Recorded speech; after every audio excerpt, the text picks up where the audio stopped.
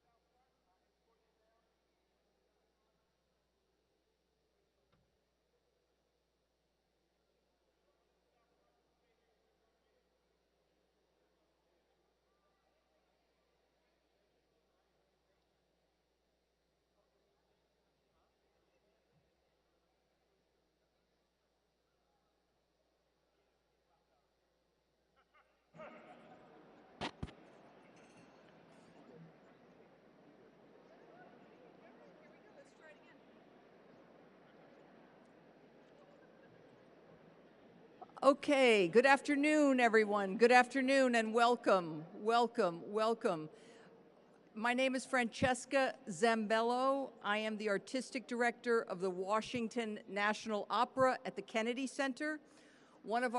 Thank you for clapping, one of our most famous and favorite patrons was the late Ruth Bader Ginsburg. For us, she was truly devoted to our company, and we were truly devoted to her. She is probably the most famous opera fan that ever lived. And because of her, we sort of went out into so many different places in the world. For her, opera was a relief from all the things that she was certainly most famous for. And so we are honored to be here today to offer two selections that are really in her memory, which I think that she would have enjoyed. One of the things that she was a huge advocate of was what is known as our Young Artists Program. This is a group of 12 singers who are people on the brink of major careers. I'm sure there are many lawyers here. They are like our version of associates. And so today we have 3 of them here with us. We're going to first start with a number that comes from an opera by Richard Wagner called Tannhäuser. It's an aria by the character Wolfram, and he is singing to the evening star, and he is saying farewell to the evening star. It is a very beautiful and moving short aria. It is going to be sung by Jonathan Burton and accompanied by the head of our Young Artist Program, Chris Cano. Please welcome them.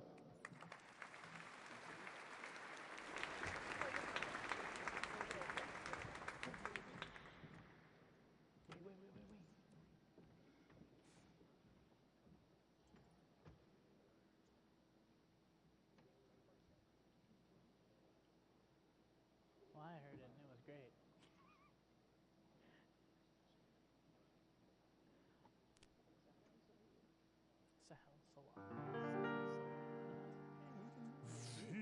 Fidores annum, Dämmerung deckt die Lande. Umhielt das Tal mit schwärzlichem Gewande. Die Seele, die verlangt.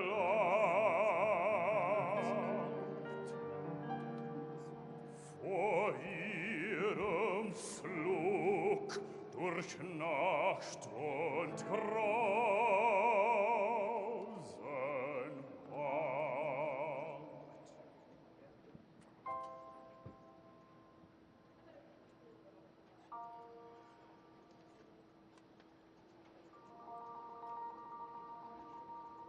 Da scheinest du, o lieblichster der Sterne, dein sanftes Licht entsendest du der Ferne.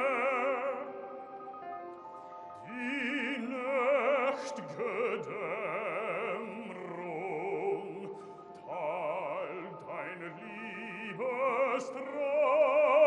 Liebesdrall und freundlich zeigst du den Weg aus dem Tal.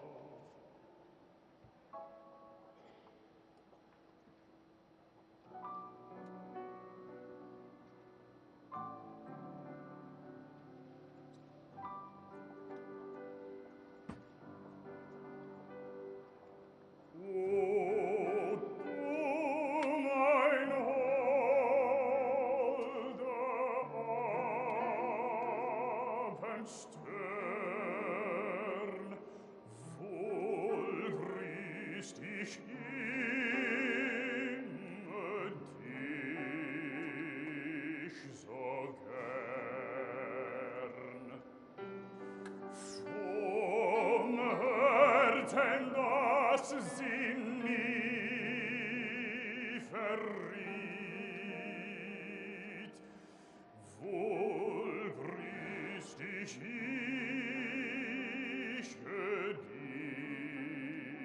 so gern. Wenn sie entschwebt dem Tal der Erden, ein sel'ger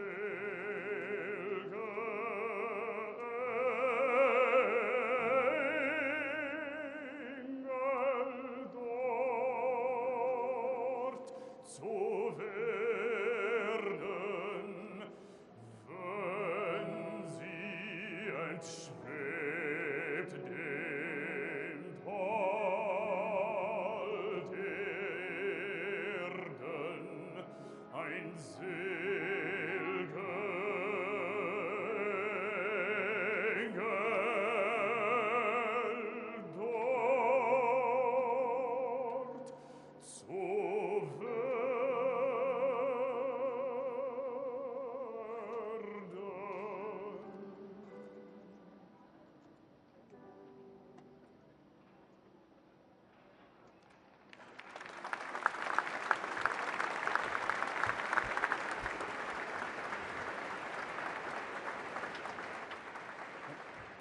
Jonathan, thank you, Jonathan. Jonathan will be back for the national anthem. We're now going to hear a piece that I know RBG loved, which is the final duet from the opera Romeo and Juliet, sung in French by Tiffany Cho, and with tenor Zahir Salem, again accompanied by Chris Cano. Thank you so much. Juliette,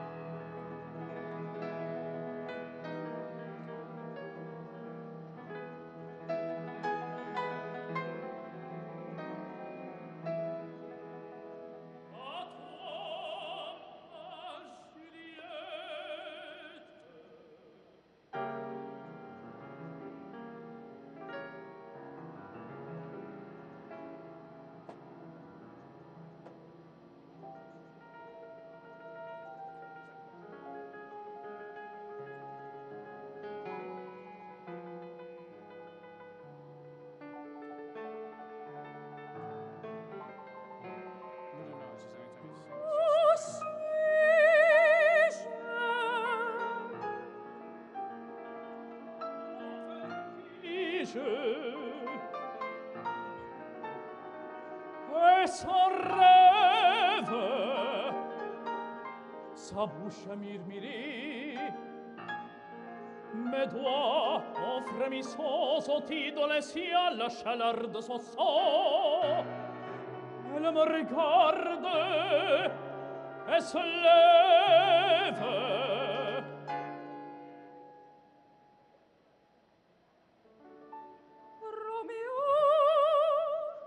Seigneur Dieu Tout-Puissant, elle avait, Juliette est vivante.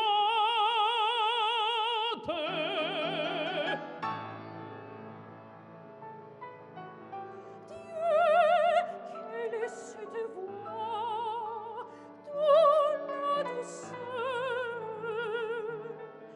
m'enchante.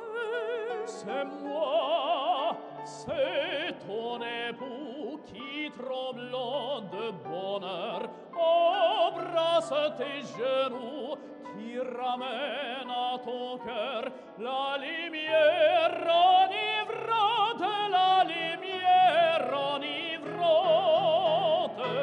de l'amour et des cieux. Oh, c'est toi! Viens, crions tous deux.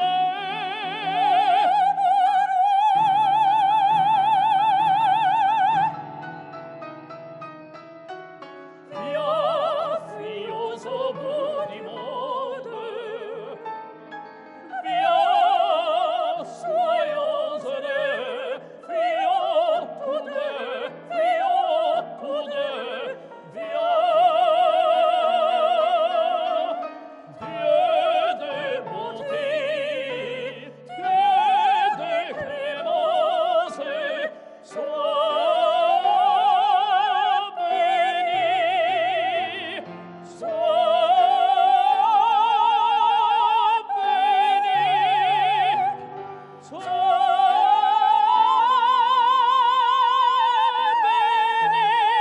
par des cœurs heureux.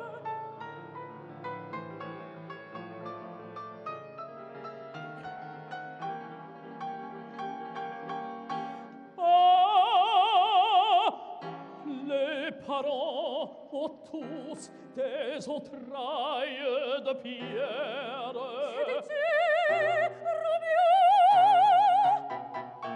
Ni larmes, ni prière, rien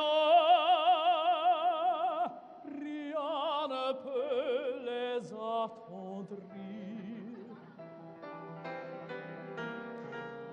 À la porte des cieux, Juliette. À la porte des cieux.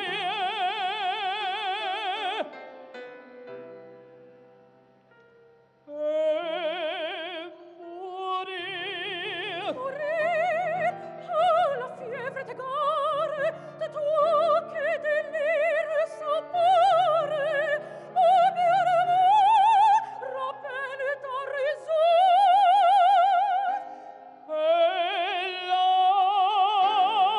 Hélas, je te croyais morte, et j'ai bu ce poison. Ce poison, juste au ciel.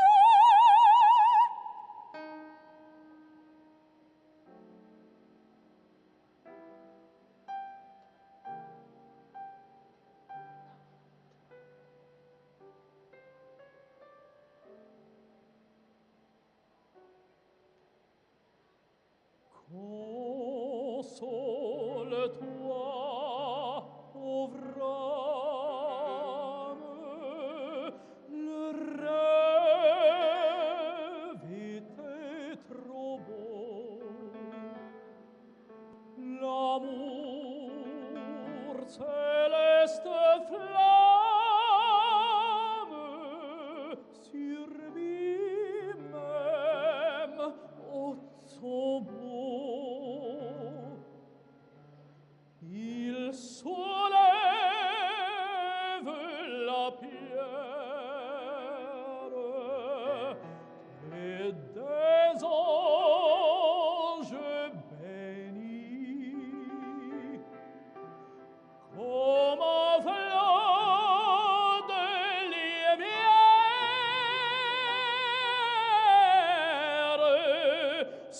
perdo la fini. Adulare, torture.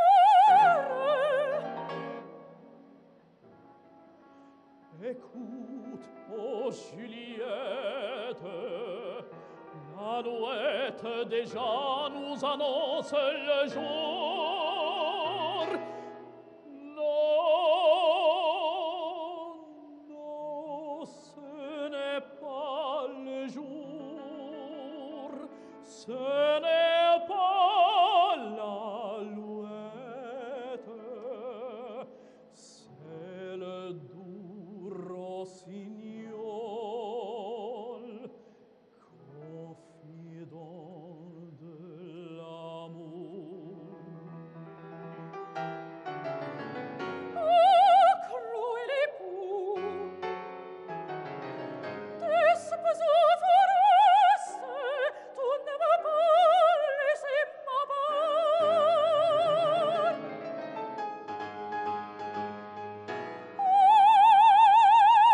Forte de poignard, ton secours m'arreste. Dieu, qu'a-tu fait?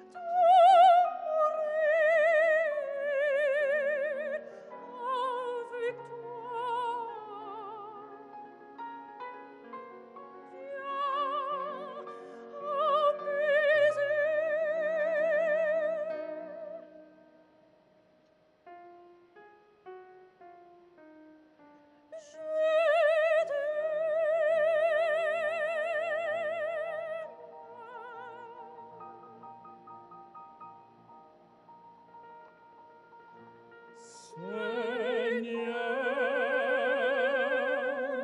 Seigneur,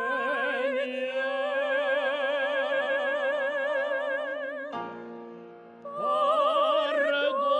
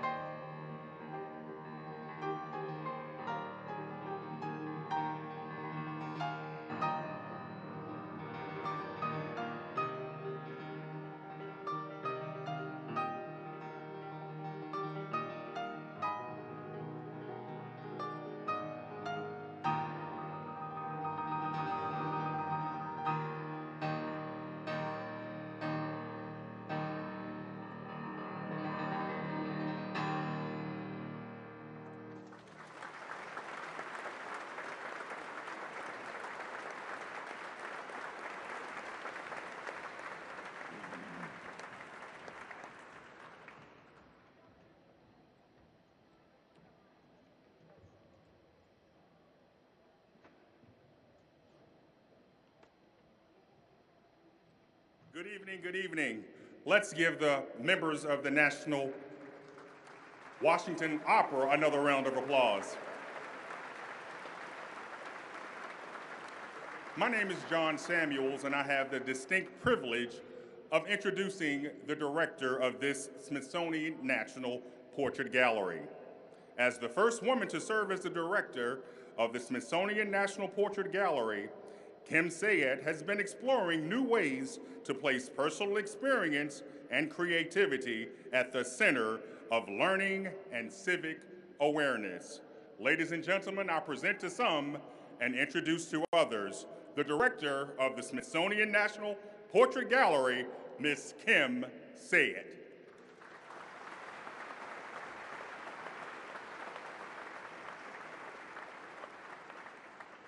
Good evening. My name is Kim Sayed, and I want to welcome you to the Smithsonian and the National Portrait Gallery. When Congress founded the museum, it was with the understanding that we would collect, display, and tell the stories of individuals who have made a major contribution to US history and culture. And as we all know, Ruth Bader Ginsburg has not only made a major impact on this country, but one that has truly served to inspire generations of people to fight for the things that they care about, but in such a way that others would like to join the cause. In recognition of her remarkable impact on our nation, I'm proud to say that the Portrait Gallery has 4 portraits by Justice Ginsburg in the collection, one of which is part of a group portrait of the first 4 women to the court, painted by Nelson Shanks, that he titled The 4 Justices, and that we like to call the Supremes. There is a popular adage that well-behaved women rarely make history, and the same certainly applies to portraiture. Before the advent of photography, portraiture favoured those who could vote, white men who owned land. Over time, more women would have their portraits made, but truthfully, still very few. Still today, only about 25% of the collection depicts women. Ruth Bader Ginsburg was extraordinary because she did not only create his story, history, but also her story. She inspired other women to fight for their independence, demonstrate their intelligence, and question the status quo, to be, well, badly behaved or notorious. The kind of woman who was noticed and seen, literally making positive change. So now, ladies and gentlemen, I am pleased to introduce the Chancellor of the Smithsonian and another Supreme, the Honourable Chief Justice of the United States, John G. Roberts, to give opening remarks.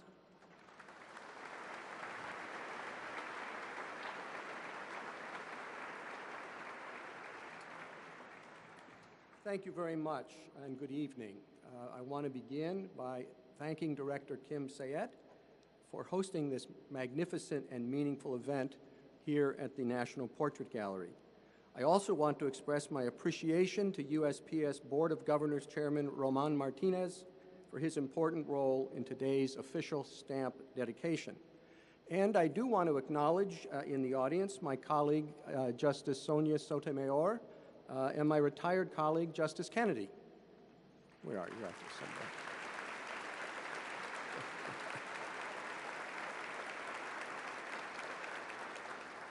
I am sure there will be no dissenting opinions from my remarks. There was once on the Supreme Court a New Yorker so recognizable that the Postal Service delivered an envelope to that person addressed only by a drawing of the justice. I am referring, of course, to the time 88 years ago when Charles Evans Hughes was Chief Justice of the United States.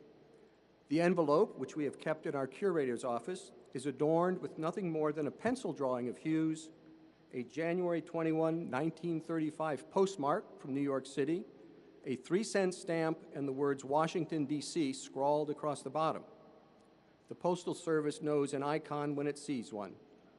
Perhaps that delivery was the inspiration for a stamp issue honoring Hughes in 1962 on the centenary of his birth. Now, everyone here knows that the court has had another New Yorker so iconic that mail could have been delivered to her by a mere sketch of her appearance. Indeed, perhaps even a sketch of just her signature collar.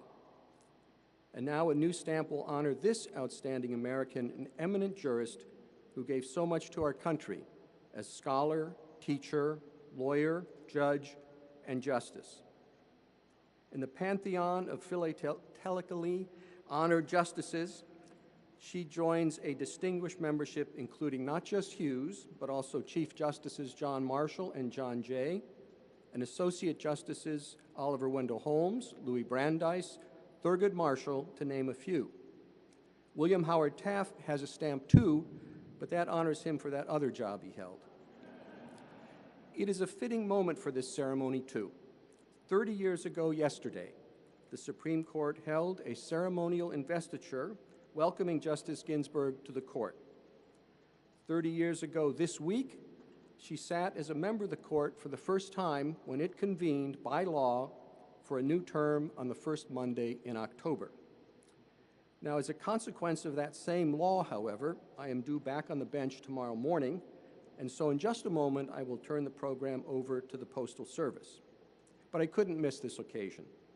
I want to recognize the presence of the Justices' children, Jane and Jim Ginsburg, who will always be part of the Supreme Court family. As Chancellor of the Smithsonian, I am pleased to welcome everyone here to the National Portrait Gallery. As Chief Justice and on behalf of the Court, I thank the Postal Service for honoring our late distinguished colleague and dear friend. Thank you very much and enjoy the program.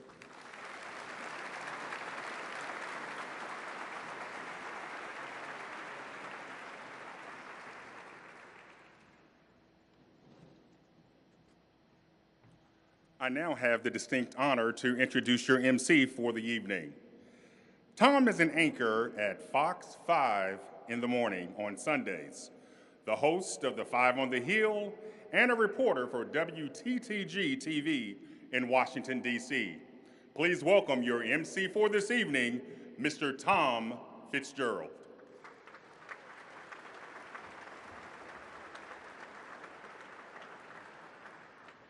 Good evening, everyone. How are you? We have a special evening for you ahead, and it's just a wonderful evening to be here. Thank you so much, everyone. It is my sincere, humble honor to be serving as your Master of Ceremonies this evening as we mark this historic occasion, the official dedication of the Ruth Bader Ginsburg Commemorative Forever stamp. We have a wonderful program for you tonight, even more wonderful than what you've already witnessed tonight. But first, a word about cell phones.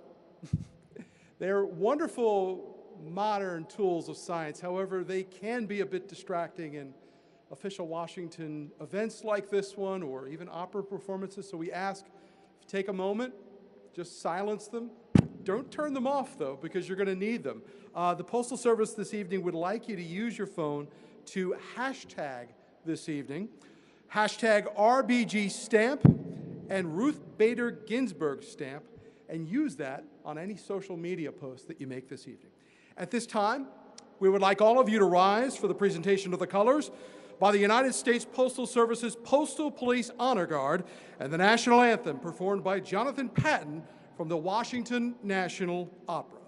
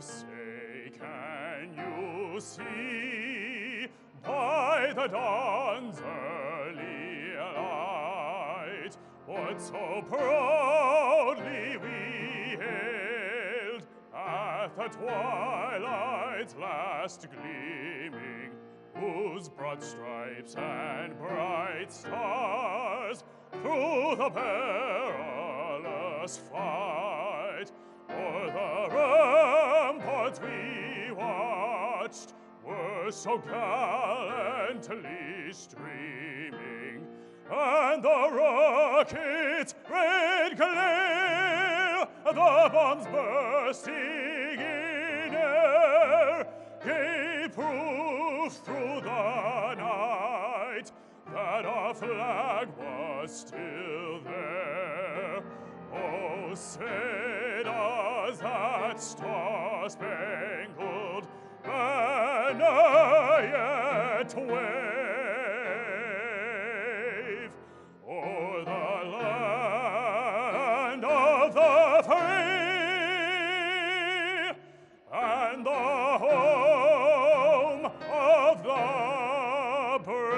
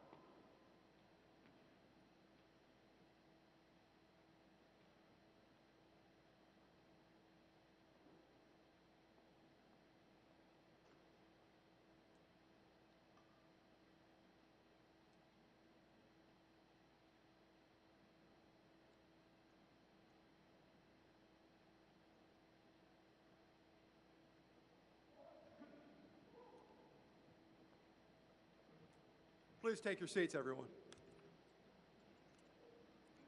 Let's give a big round of thanks to both Jonathan Patton and the Postal Service Police Honor Guard for that wonderful.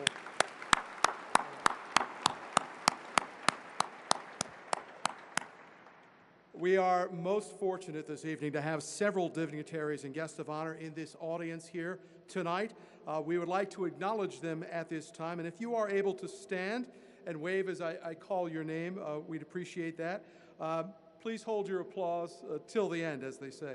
We would like to acknowledge the partners that made this evening possible tonight: the United States Postal Service, the Ruth Bader Ginsburg family, the Smithsonian National Portrait Gallery. We also have with us tonight the Honorable Sonia Sotomayor, the United States Postmaster General Louis DeJoy, from the United States Postal Service Board of Governors, the Honorable Anton Hajar, the Honorable Amber McReynolds, the Honorable Dan Tangerlini, and we would also like to acknowledge the many members of Congress we have with us this evening who have taken the time to be with us tonight.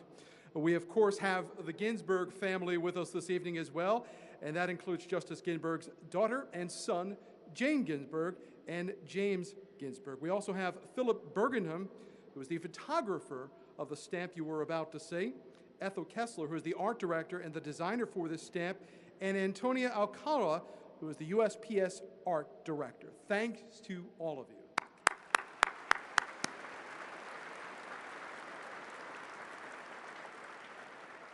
It means so much to everyone that you are here tonight to join in this very special event, and we appreciate your support. But now, to the business at hand. This is the moment you have been waiting for this evening, the dedication of the Ruth Bader Ginsburg Commemorative Forever stamp. To do the honors tonight, we have Roman Martinez, the chairman of the Postal Service Board of Governors, which is comparable to the board of directors of a corporation. They direct the organization's expenditures, the long-range planning and policies, and as you can imagine, it is an enormous task. Governor Martinez also chairs the board's audit and finance committees. He serves on the election mail committee as well, and it is our honor tonight to present the Honorable Roman Martinez.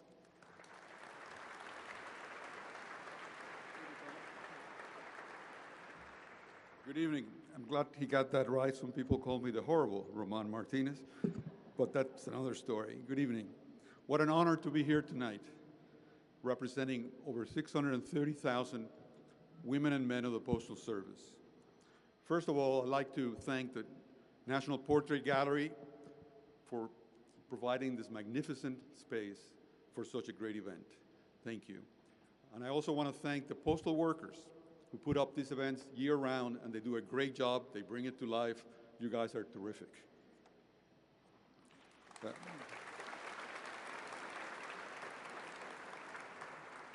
One of the privileges of being chairman of the board, perhaps the only one, is that I get first pick for the first day of issue events like this. And this one was very special to me.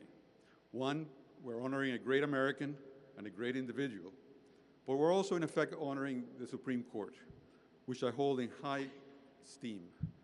It plays a very important role upholding the Constitution and the rule of law. I'm the only speaker tonight who probably does not know, or who did not know, Justice Ginsburg, but I saw her in action many times at the court. I was always impressed by her quiet but firm demeanor, her sharp questions, and I saw her in action many times during the last several years. Beyond the court, her personality, spirit, and presence are widely held by many Americans. A lot has been said about her, but to me, the one particular thing that I admire was her ability to persevere, her ability to fight for what she believed in, but to do it so in a civil way. As she said, you can disagree without being disagreeable. And her famous friendship with Justice Scalia, another great American, is a testament to that principle. In a time of sharp divisions in our country, we need more of that Ginsburg spirit. And as we Americans use her forever stamp, let us hope forever remember what binds us together as a nation. I am often asked about the selection process to be on a stamp. I'll just say a few words on that. We're older than the United States. We were established in 1775 by the Second Continental Congress. Benjamin Franklin was our first Postmaster General. He had more hair than